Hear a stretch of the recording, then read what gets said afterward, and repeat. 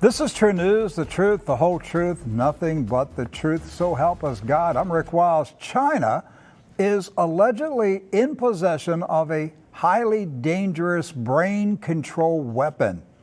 The U.S. government accused China's Academy of Military Medical Sciences of threatening America's national security with the sci-fi weapon. London's Telegraph newspaper reported that China is using the brain control weaponry to control its population of Muslims. The Telegraph said America has placed new sanctions on China after accusing it of developing brain control weaponry to use against Uyghurs. Joe Biden's administration announced the sanctions over surveillance in Xinjiang, where human rights groups say the Chinese government has been honing new technologies in artificial intelligence and DNA tracking to keep tabs on Uyghur Muslims. His Commerce Department said it was sanctioning China's Academy of Military Medical Sciences and 11 of its research institutes over biotechnology work, including purported brain control weaponry. It did not give details on what the weaponry was. Well, we have more Book of Revelation news ahead on this Friday, December 17, 2021 edition of True News. However, first, Doc Burkhart and I want to dive into a New York Times article about the mysterious disappearance of Ashley Biden's diary. Hey, Doc. There's a lot of stuff in this New York Times article. Right, and we're going to dig into it, and we're going to walk you through it. You may be asking, what's the big deal about a diary belonging to the daughter of the current president? And why is the FBI investigating it? And why aren't they investigating Hunter Biden? Right, so we're going to, Rick has some ideas on this today. He was walking me through it. I was reading the article several times. I was trying to come to conclusions, but Rick has drawn some conclusion on this. Listen to today's Godcast today and see if you can follow along with this. Well, here's the first clue. I saw this story last night. This is from LifeSite News. President Trump booed for saying he wouldn't investigate Hunter Biden. He said, "I don't want to hurt a family." And so this was said at one of the rallies he's holding with Bill O'Reilly. With Bill O'Reilly. Right. And I guess the question came up, if you were the President of the United States again, would you open an investigation into Hunter Biden? Right. And he said no. And the Trump supporters in the audience booed him. And apparently Bill O'Reilly and President Trump were surprised by that response. Why would they be surprised? But it was the same thing that happened after he won election in 2016. Right. And he went on a late night talk show before he was sworn in as president. Yes. And said he wasn't going to investigate Hillary Clinton. Said she's a nice lady. And his supporters were like, what? What is this about? What do you mean? Wait a minute. A week ago, it was lock her up. Right. And now she's a nice lady. So the same thing's happening again. President Trump saying, well, if I'm president again, I'm not going to investigate Hunter Biden because, I just don't want to hurt the Biden family. Yeah, because there was plenty of opportunity during the Trump administration to investigate Hunter Biden. I mean, there were laptops and there were, prostitutes and connections to the Chinese, so there were plenty of opportunities. So why wasn't there an investigation? Well, and why doesn't he want to do one now? That's the question. So I've been wondering about it since last night. And then I came across the New York Times article today, and I started connecting dots in my mind, because that's what I do for a living here. I connect dots in my mind. Some people get really upset with the dot connections I do, but that's their problem. They own it, not me. You can connect dots in your mind. So this is New York Times today. So how does Ashley Biden's diary connect to this whole idea of not wanting to investigate Hunter Biden and his connections, his obvious connections to corruption in Ukraine and China? So remember, Doc, last month the FBI raided Project Veritas, the homes of Project Veritas employees, including James O'Keefe. They hauled him out of his home in his underwear, cuffed him up while they searched his place to find out what he knew about the disappearance of Ashley Biden's diary. Now, mind you, the FBI is not investigating Hunter Biden. They're not raiding Hunter Biden's house. They're not raiding the White House. They don't want to know about Hunter Biden's business connections with Chinese intelligence officials. They don't want to know who the big guy is and why he gets 10% of all these business deals with the Chinese. They don't want to know about Hunter Biden's porn videos with what appears to be teenage girls. Right. But they do want to know, how did Project Veritas get Ashley Biden's diary? Now, that's a big national security issue at the FBI. Okay. So we have to ask ourselves, why is the FBI so keen on finding out how Ashley Biden's diary fell into the hands of Project Veritas? Well, let's dive into this. Rick's going to walk you through this here. No, you are. I'm going to take a break while you read. There's a lot here to read. We're going to start with, these are various paragraphs in a New York Times article. It's a lengthy article. Recommend you go to the New York Times and read the article yourself. But Doc, let's start with this is several paragraphs into the article. All right, so this kind of sets things up for us. So federal prosecutors and FBI agents are investigating whether there was a criminal conspiracy among a handful of individuals to steal and publish the diary, being Ashley Biden's diary. Those being scrutinized include current and former operatives for the conservative group Project Veritas, a donor Mr. Trump appointed to a political position in the final days of his administration, a man who once pleaded guilty in a money laundering scheme, and a financially struggling mother of two, according to people familiar with federal grand jury subpoenas and a search warrant, who spoke on the condition of anonymity to discuss an ongoing investigation. Now, of course, the New York Times has gotten an inside track on this, much like they got the inside track on the raids on Project Veritas a couple months ago, too. So they knew about it almost before the FBI knew about the raids. Right. So this kind of sets things up about where the investigation is going and who they're looking at right now. It goes on to say, now, the inquiry has also intensified the scrutiny of Project Veritas.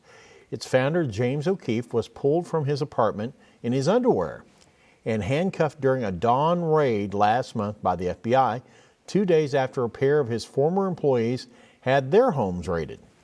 Now, the group, which purchased the diary but ultimately did not publish it and denies any wrongdoing, has assailed the investigation. So once again, Doc, I ask, when have you read that Hunter Biden was pulled from his apartment in his underwear and taken out on the street in front of his neighbors, undressed by FBI agents? When have you read that? This is the first time today. No, Hunter Biden. Oh, well, Hunter Biden. The FBI doesn't investigate Hunter Biden. There's evidence by the mountains. Laptops, hard drives, everything. Emails, documents.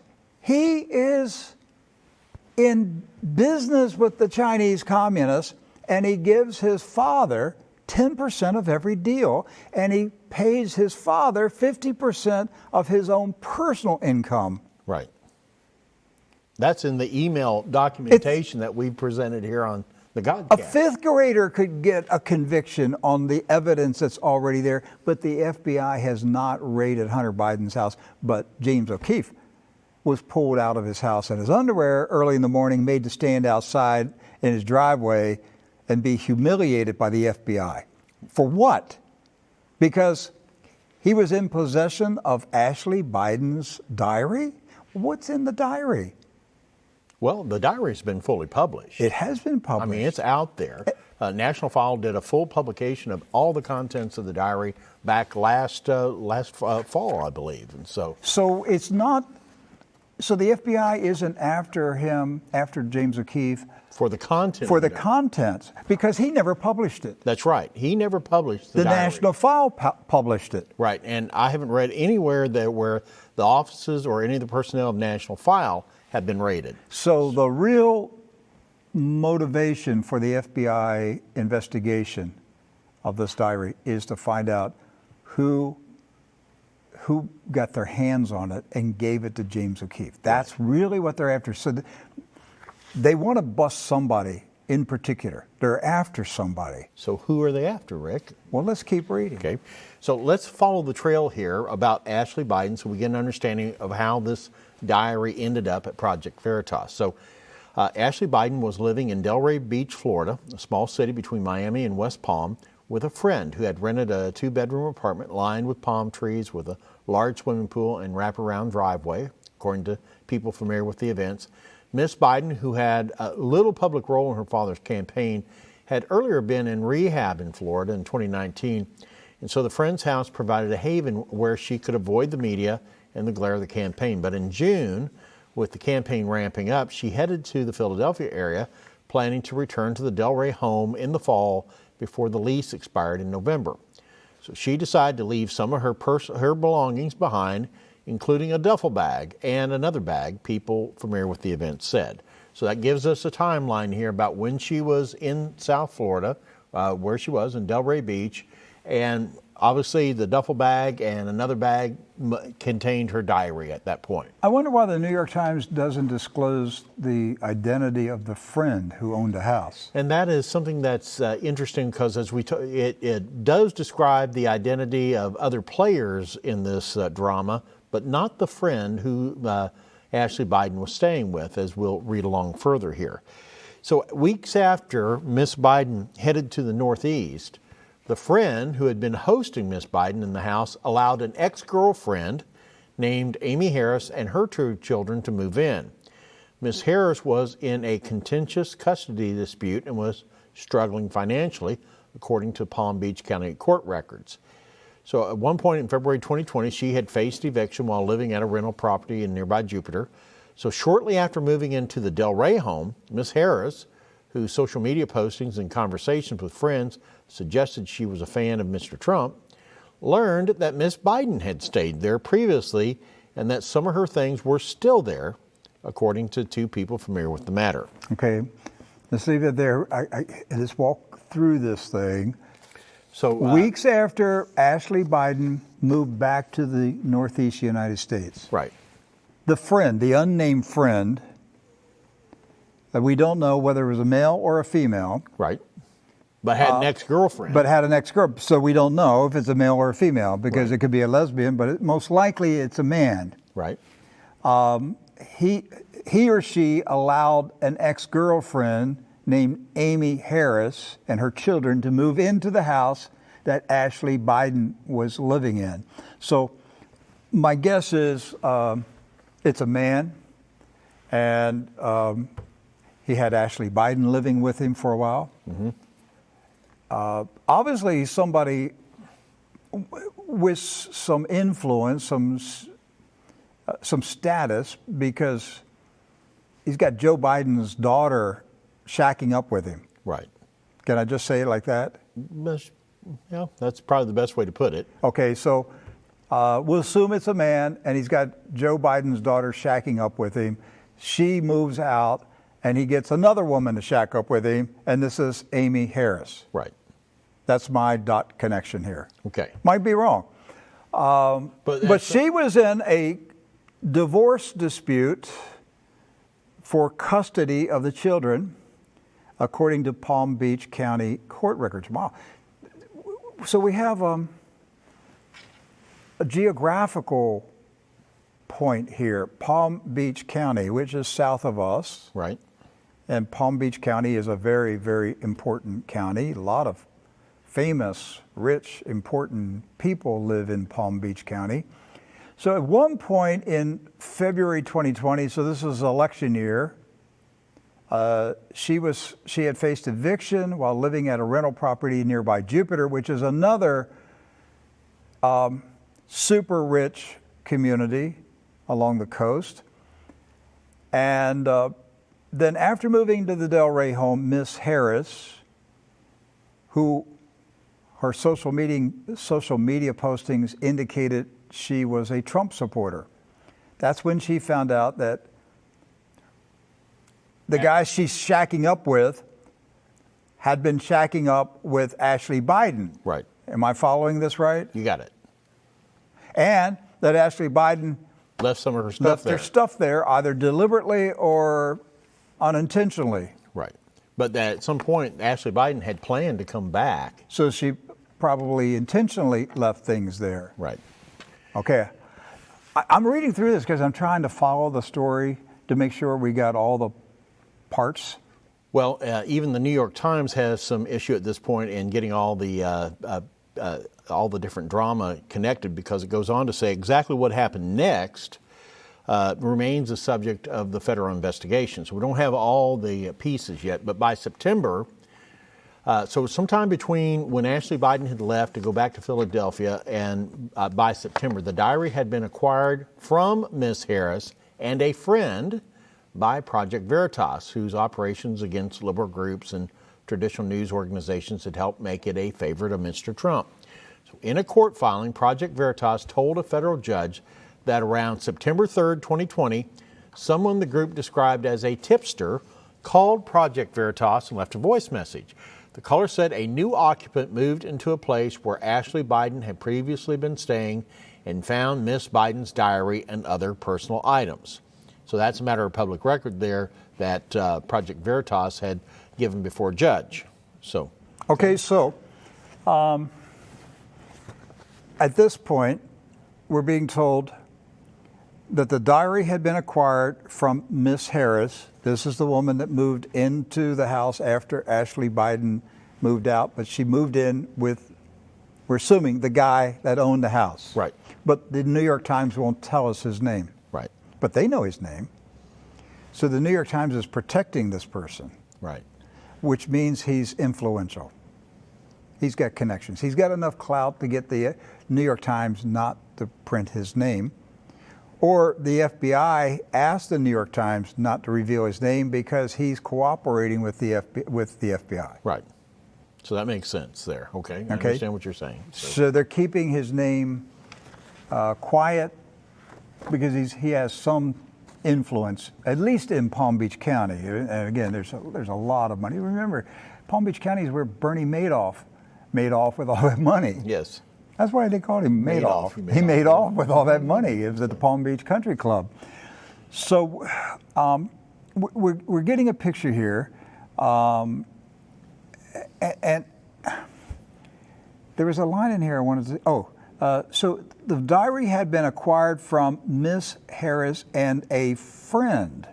Is the friend the same person as owns the house? Well, Because now we have two unidentified friends. there may be a revelation about who that friend is as we go further in the article here, Rick, because it goes on to say that Project Veritas has acknowledged buying the diary through an unnamed proxy from two people it identified in a court filing as AH and RK, but said it was told that they acquired the diary lawfully. Now, people involved in the case have identified AH as Ms. Harris and the RK as a certain Robert Kurlander. Now, Mr. Kurlander is a self-described venture capitalist, is a longtime friend and former housemate of Ms. Harris. So in October 2020, days before the election, Mr. Kurlander said on Twitter, "Where are Biden's two kids?" adding, "Ashley and Hunter are disasters, reflections of their parents." Now, I know this seems like a lot of drama that we're talking about here, but each one of these quotes are building up clues for us to be able to figure out what's going on with this diary. And it's so serious the FBI is involved. Right. For a diary that has already been completely published. So the only thing the feds are really investigating now is how did the diary get from, basically from the apartment that Ashley Biden was staying in into the hands of Project Veritas. Okay, so Doc, and you know, I'm not a lawyer, so I'd have to ask a lawyer with experience in real estate law to answer this. If you're shacking up with somebody, or you just move in with somebody, all right, you don't have a lease.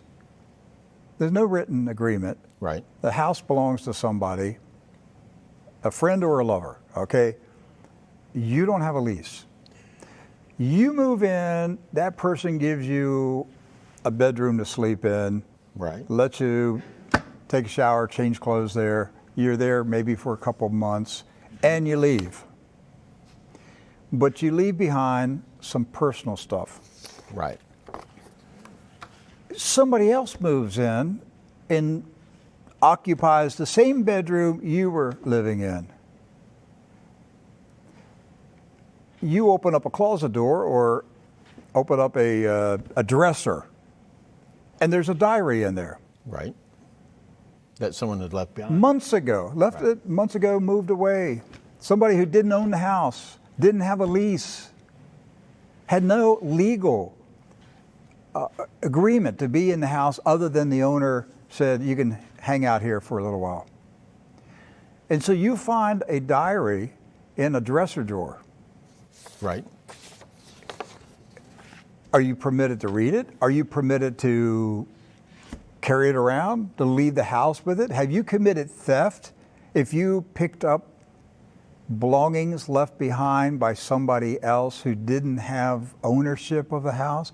Honestly, I don't know the answer to that. And there might be another twist to this too, because that very first quote we put up, this would be number 7 for control. It mentions that Ashley Biden was planning to return to South Florida by November before the lease was up. She was planning to come back. Before the lease was up, before the lease expired in November. Well, wait a minute. What, was it her lease? That's the question. And so, because it's not her house. So, if there was an expectation that maybe she was on the lease, and so then she would maybe have an expectation that her belongings would be taken care of. No, it says with a friend who had rented a 2-bedroom house. Right. The friend's name's on the lease. So is this saying... Well, why would she need to be back before the lease expired in November? Well, maybe she knew... Because he was going to move out. He was going to move out, and she was going to come back and maybe live there for a little while. Maybe it was a really beautiful place, and she thought, I'm going to come back. After the election. After the election, and live there for a little while, pick up my stuff, and go. Right. So if you come back and your stuff's not there, has it been stolen? That's the question. But it certainly isn't the level of the FBI. No, this is the county sheriff. Right. Why is the FBI involved? Right. So as we dig a little bit deeper in this story, we've established who Miss Harris is, and now a new player has been introduced, this Robert Kurlander. So Mr. Kurlander also provides a possible link to the potential link to the possible role of a number of Trump supporters. So among those whose conduct is being scrutinized in the investigation is a woman with ties to Mr. Trump, Elizabeth Fago, a Florida businesswoman and Trump donor who was nominated by Mr. Trump in December 2020 to the National Cancer Advisory Board. So Ms. Fago appears to know Mr. Kurlander. A picture on social media shows them dining together in July 2020. Investigators are also looking at the role of Ms. Fago's daughter, Stephanie Walchak. Ms. Fago visited the Trump White House at least twice. Her son, Joey Fago, a real estate agent who this year worked with Donald Trump Jr. and Kimberly Guilfoyle on their purchase of a $9.7 million Florida mansion, posted a video of him and his mother at the White House on election night in 2020 and at a Christmas party the next month where they can be seen in the West Wing. Okay, so now we're adding a couple more players to this. Once again, does a diary prompt a response from the federal government for an investigation at this level? So less than a month before... This is a county sheriff investigation. So less than a month before Election Day, in an October 12, 2020 email that Project Veritas included in a court filing, Mr. O'Keefe told his team that he had made the decision not to publish a story about the diary, adding, "We have no doubt the document is real, but that reactions to its publication would be characterized as a cheap shot." But Project Veritas was still trying to use the diary as leverage. On October 16th, Project Veritas wrote to Mr. Biden and his campaign that it had obtained a diary Ms. Biden had abandoned and wanted to question Mr. Biden on camera about its contents that referred specifically to him. So By this time, of course, the Project Veritas had the diary. They're making these statements before a judge. And October 16th, the Biden laptop story was out too. Right. So you had the laptop with the salacious information that was on the laptop. What we didn't know was Project Veritas we didn't know that until today, that Project Veritas was contacting Biden's campaign lawyer saying, right. Hey, we've read Ashley's diary. We have some questions that we'd like to ask candidate Biden about taking showers with his daughter. Right. Let's get real. That's what the questions were about. Sure, because that was the most salacious part. But we didn't know that until today. This is the first time we've heard that the Project Veritas had attempted to question Joe Biden on camera.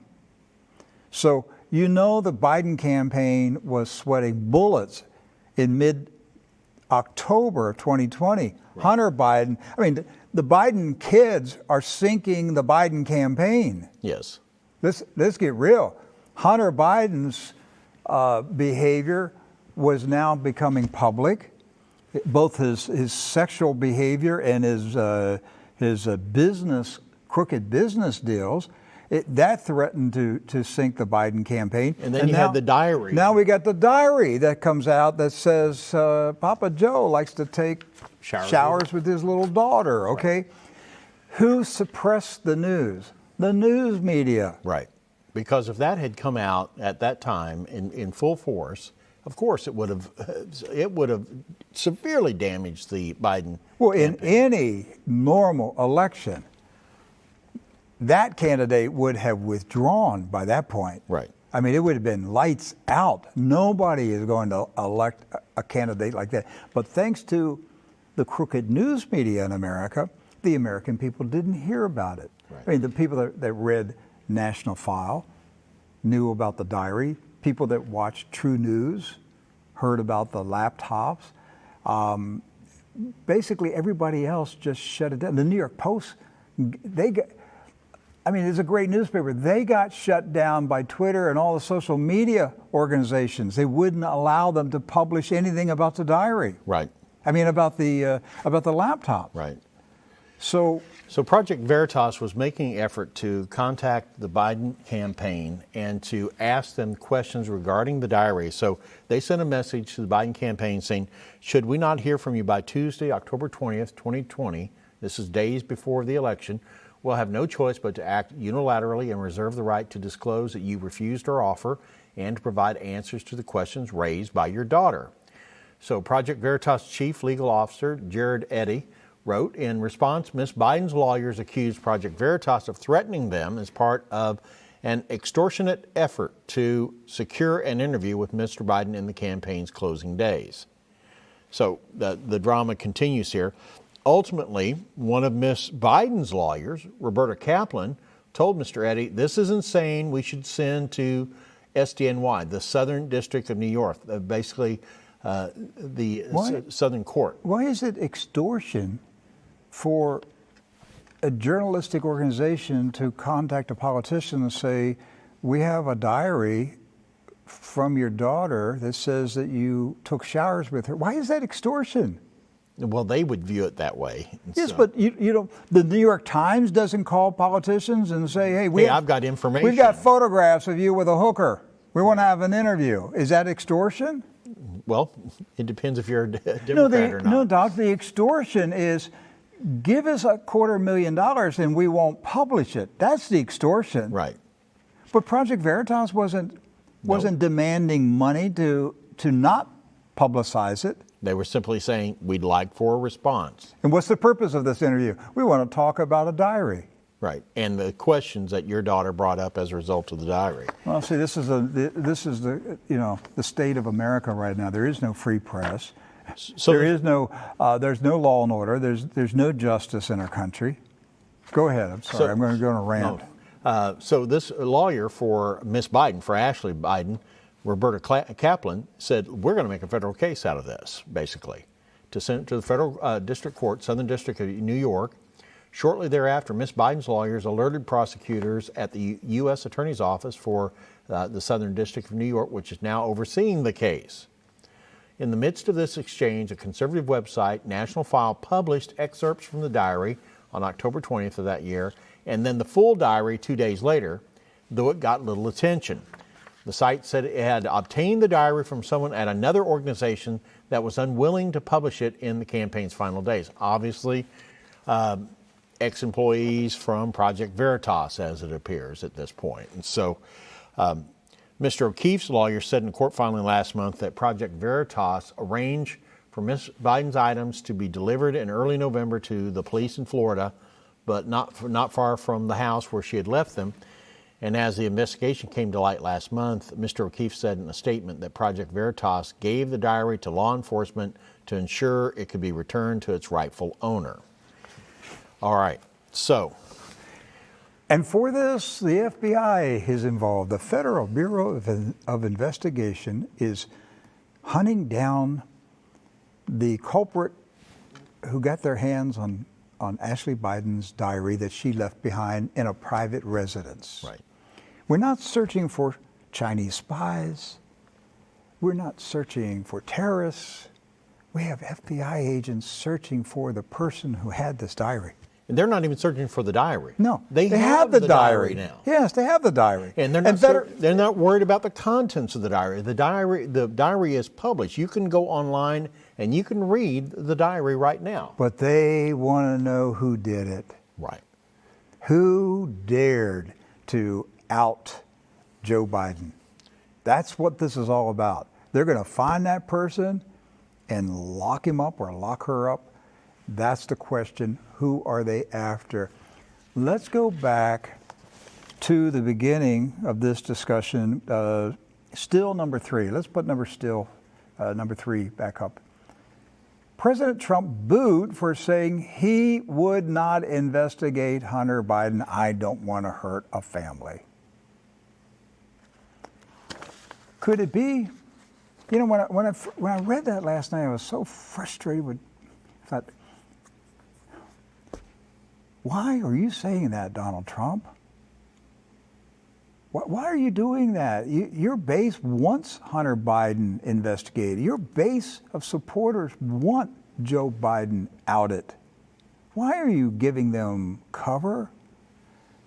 And then I saw the New York Times article today, and I started thinking about it, and I thought, the feds are after Donald Trump. All right, you're going to have to walk our audience through this, Rick. They for some reason, they either have a suspicion or they have a clue that, remember, this is all in Palm Beach County. Right. Mar-a-Lago is in Palm Beach County. That's right. Okay. Either they have a suspicion or a hope or a clue that somewhere in the chain of command of acquiring this diary was Donald Trump, or somebody very, very close to Donald Trump, maybe Donald Jr. or somebody in the Trump family. I think the FBI is after the Trump family on this. They're going for a scalp, the same way that they're doing with Ghislaine Maxwell. They're trying to find a link to Donald Trump and Jeffrey Epstein. Right. That's what it's all about. They're going to keep her locked up until they get something out of her that they can use for an indictment. The same thing here. There's no logical explanation for the Federal Bureau of Investigation to be involved in a case of a found, already published diary. Yes. Again, that's something you call the county sheriff to report. Right. Doc, if I had something missing here, am I calling the FBI? No, you're calling our friends here at Indian River County Sheriff's Office, and they'd be right out. I got a book missing. Call the FBI. I've got a book missing. Yeah. Yeah. Call the FBI. I want federal agents in here right away. No, there's a reason the FBI is involved. The FBI hates Donald Trump. Somebody in the FBI despises Donald Trump. Now, of course, you know who serves in the SDNY, right? Maureen Comey, Yes. the daughter of James Comey. Who's doing the Ghislaine Maxwell investigation, the trial. The prosecutor, she's a lead prosecutor for the Southern District of New York. So Comey's involved in this. James Comey is behind the scenes directing this investigation into this diary. I have no idea if President Trump's involved in it. I don't know. But they're thinking there could be a connection. Yes, but It's the only thing that makes sense at this point. even if he was involved, is it a crime? You get your hands. What campaign would not get their hands on something that would damage another campaign? Tell me what campaign. Oh, the Clinton campaign. They wouldn't do that. No, the Clinton campaign would pay a British spy to make up a fake story. You mean That's like, what the you mean like Christopher Steele? Yes, Right. that's what the Clinton campaign would do. So, I mean, every campaign of any stature or any large, national, statewide, it's called opposition research. Okay, so this isn't a crime. The FBI hasn't been investigating campaigns in the past because they did opposition research. They're after somebody in particular, and I think the target is Donald Trump or a member of the Trump family. So would your dot connector then say the reason why that Donald Trump said what he did at the event with Bill O'Reilly Is the he's history laying low. tour, He's laying low. and he said they're a nice bunch. No sense disrupting a family. Or Right. anything He's like that. he's laying low. He knows they're looking for him. He's just laying low. Because if he's out there saying we're going to lock up Hunter Biden, and he gets those crowds chanting, lock him up, lock him up. If he gets his, rally supporters chanting something about Joe Biden taking a shower with his daughter. Okay, Right. I'm telling you, every time you do that, you got another FBI agent on that case coming after you. Our government is corrupt. Our government, the United States government, is corrupt. The lawbreakers are in control. And if you demand justice, the lawbreakers are coming after you because they're wearing the badge. That's right, and they carry the guns. The crooks are wearing the badge and carrying the guns. Okay? That's what happens. See, look at Mexico. How many times do you hear about an honest mayor or an honest judge being shot to death in his home by the drug cartels? That's what happens when the crooks take control. Right. We're at that And we state. condemn that in other countries. Yes. Right? Oh, third world nation. We don't want to be like that, That's what America has become. The criminal gangs have taken control of the United States government. And if you try to clean it up, they're coming after you because they now have the guns and the badges. So I think they're after Donald Trump, and I think he is just trying to lower the temperature on this issue about Ashley Biden's diary because nobody's going to do anything about it. Nobody's going to talk to Joe Biden about what's in the diary. What do you get out of this now? There's nothing to be gained. We already saw from 2020, the news media will cover it up. I don't care what information you have about the Bidens. They're not going to report it.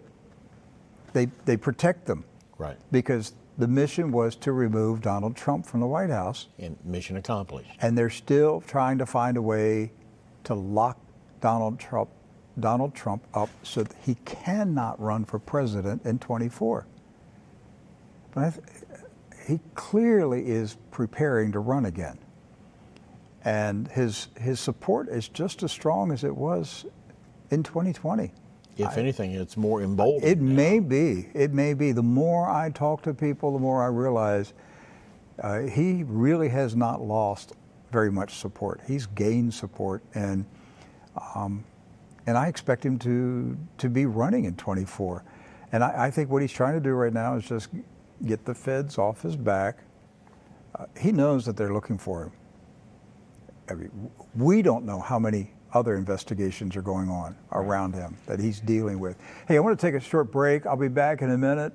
We got a story I got to tell you about old crooked Adam Schiff. Don't go away. If this pandemic has taught us anything, being prepared is everything. Heaven's Harvest survival food is not only delicious, it has a 25-year shelf life. Packaged in state-of-the-art sealed Mylar bags, then sealed in grab-and-go food-grade buckets, Heaven's Harvest survival food is second to none. Whether you want to be prepared for 1 week, 1 month, or 1 year, our survival food kits have everything you need. Don't delay. Call or visit heavensharvest.com. Order yours today.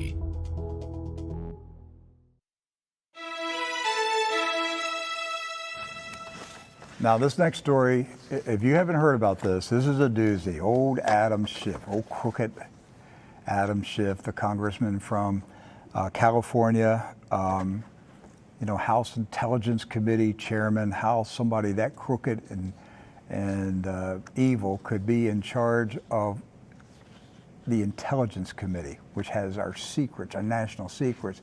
Again, is an example of the criminals gaining entry inside the sheriff's office, getting inside the weapons and the badges and everything that the sheriff's office has to maintain law and order.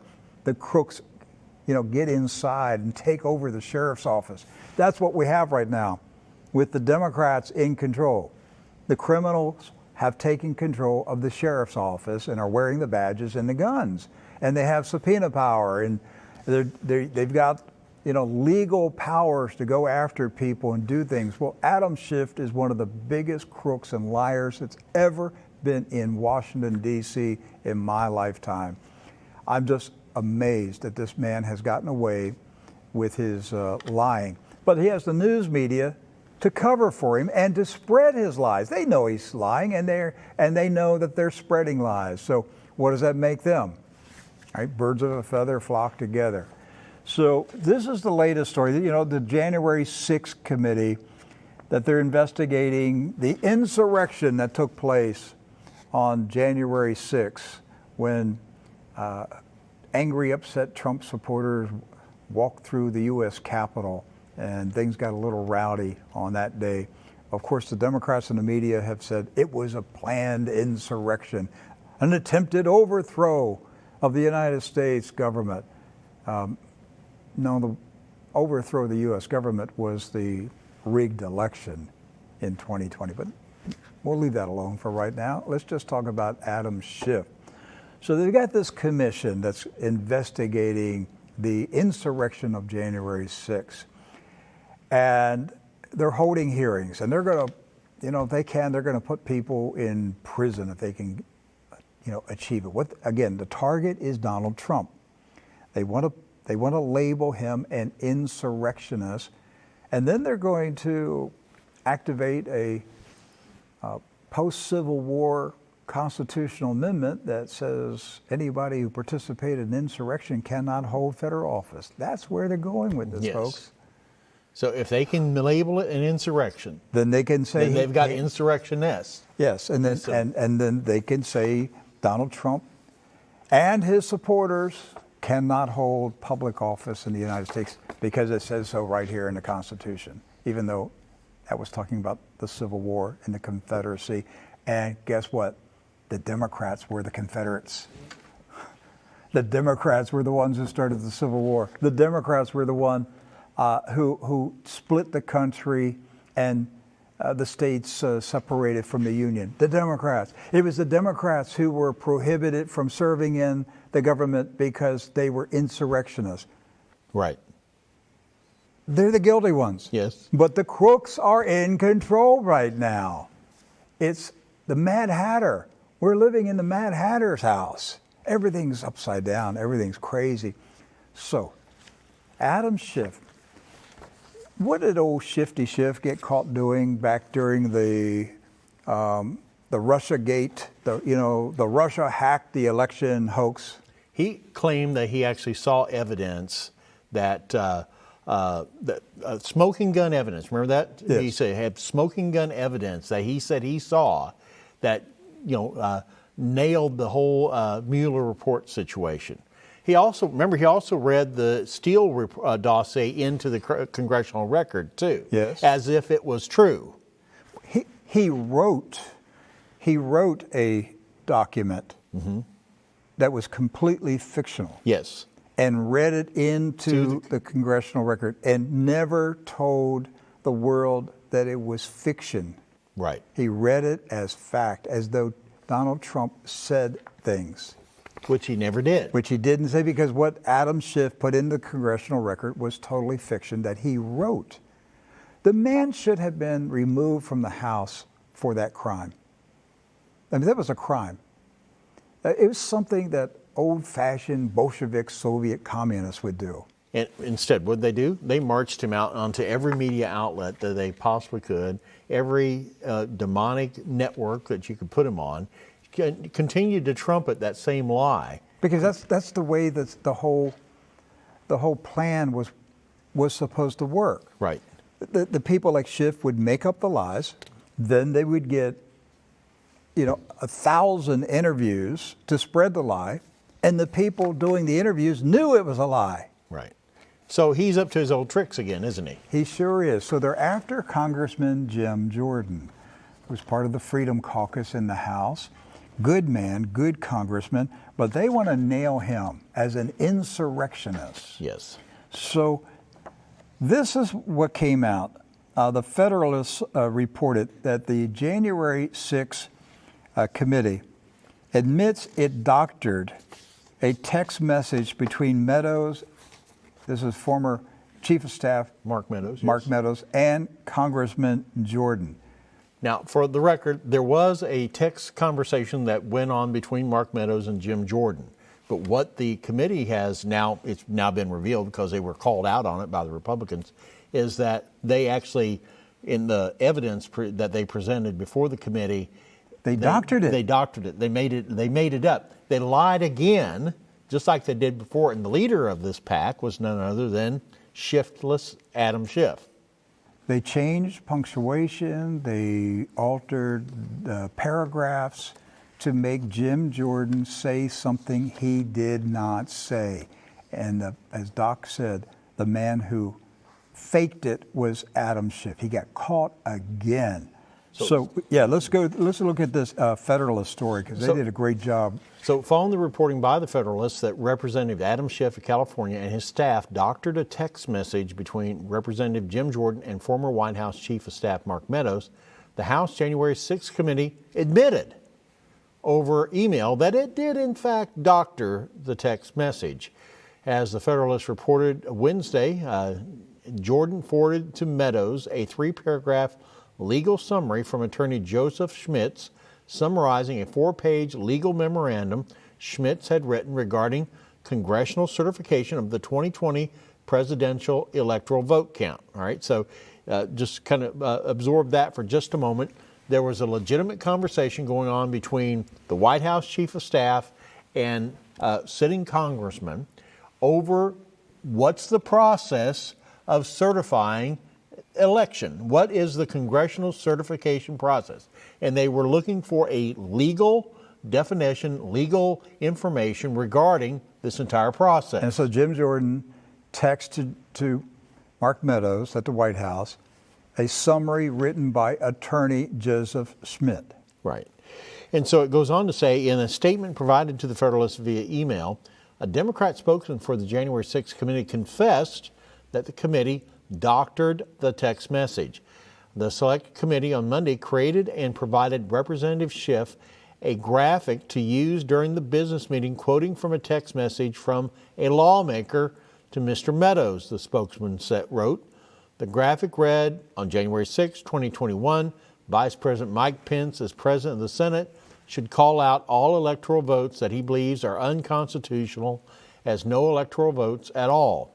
In the graphic, the period at the end of that sentence was added inadvertently, the spokesman admitted.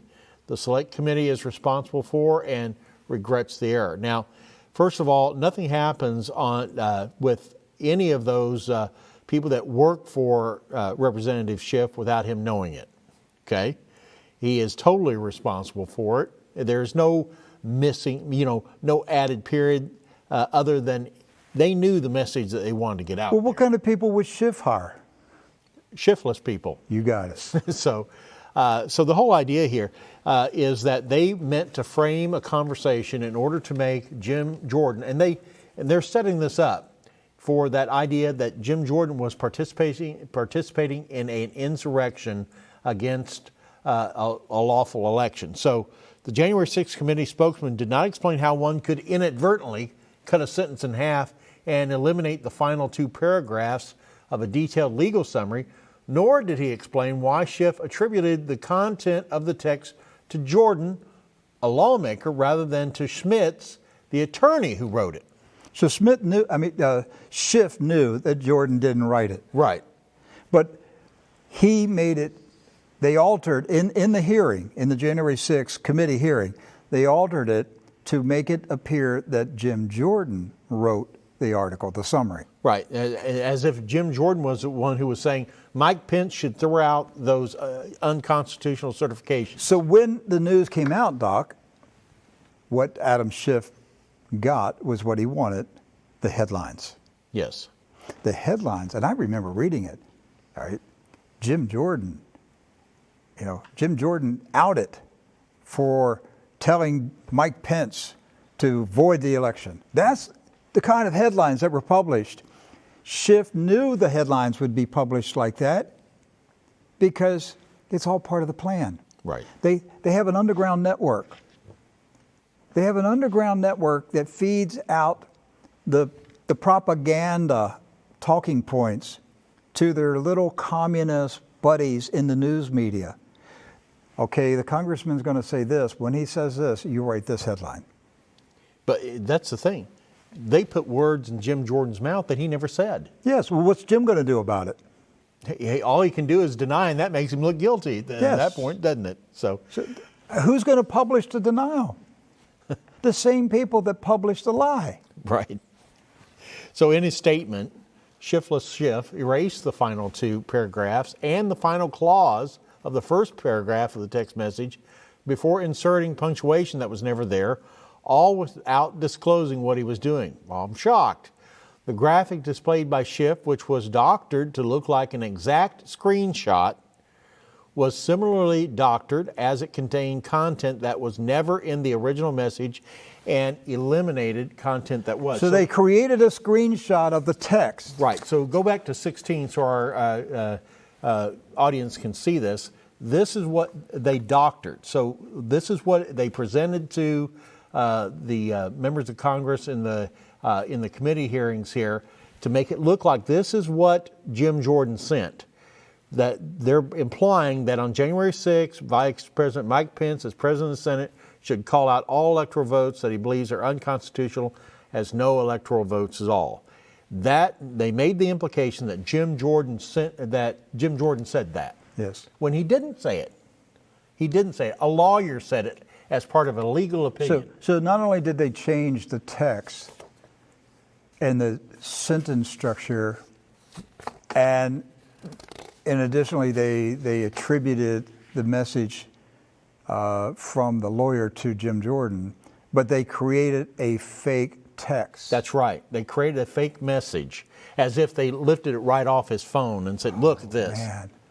It's elaborate, it's so detailed, crooked. It's evil is what it is. Crooked. They're evil liars. They're evil liars. This is what we're up against in this country. And I don't care what party you're in. I mean, if you're in that party, you really ought to be thinking, what in the world are you doing? What are you propping up? All right? I'm not a registered Republican, but I know the Democratic Party today is just downright evil. It's wicked. And we're up against, I mean, the Democratic Party was taken over by Bolshevik communists decades ago. They knew that they couldn't ever have a violent revolution in this country and convert the United States to communism through force. They knew it just wasn't going to happen. So they took control of the Democratic Party. And they got control of the news media. And they got control of a lot of important organs of influence in this country. And what they did is they captured the minds of the American people. Right. They made you a communist without you knowing it. I'm not saying it to you. Our audience is not communist, but they made a lot of your neighbors and friends communists. They don't even know they're communists. But when you talk to them, they talk like a communist because their minds have been captured by communism. And that's what they've done. And they're using, Adam Schiff is just using old style Soviet Union, Bolshevik, communist tactics of deception and lying and fake evidence. That's all he's doing. It's nothing new. It's stuff that they've done for a century. They're getting better at it. Technology. Right. Yeah. If Stalin had this kind of technology, if Lenin had this kind of technology, imagine what they'd done. If Vladimir Lenin had the technology that we have today, imagine the propaganda that they would have run on the Soviet Union. Oh my goodness. On the Russian people at that time. So the technology is enabling them to hone their skills of lying and deceiving, but it's still, at the core, just lying and deceiving. Right. And our job is to expose and to slow down their agenda, slow down their movement, out it as much as we can, and wake up as many people. And we're having a great record of success doing that.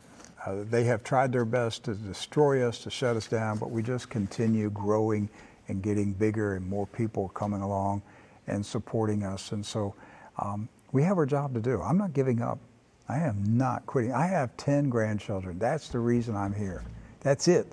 I have 10 grandchildren, and I am fighting for them. Every time I look at those kids, when they climb on my lap, what I'm thinking is, your granddad's going to fight until there's no breath in him, because they don't stand a chance if these evil, wicked people take control of this country. Right. They don't have full control. They have substantial influence, but they don't have full control. If they had full control, you and I wouldn't be sitting here doing this. Right. Okay? When they have full control, they're coming through the door and shooting us. They don't have full control yet. So that's motivation to me. Keep fighting. Keep fighting. Don't give up. And that's what I say to you. Don't give up. Stay in the fight. Let's stay in this and pray to Almighty God that He give us victory over these wicked, evil people. He will, when His church decides they've had enough of corruption and sin and wickedness, and they don't want it in this country anymore.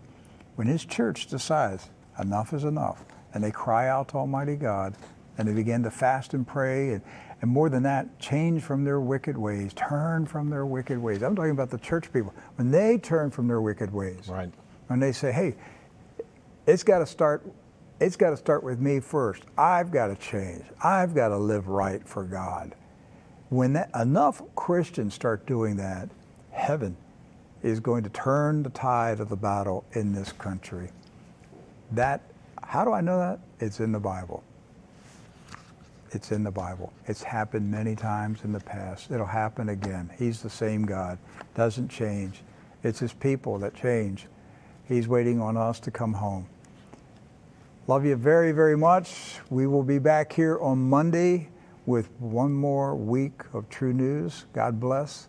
I don't mean I'm going away. Just one more week. We'll just do another 5 days. That's right. Sorry, We'll be back again. I didn't want anybody to say, what do you mean one more week? No. He's not retiring or anything. Yeah, we'll be back. We'll do another week of this next week. Love you so much. See you tomorrow.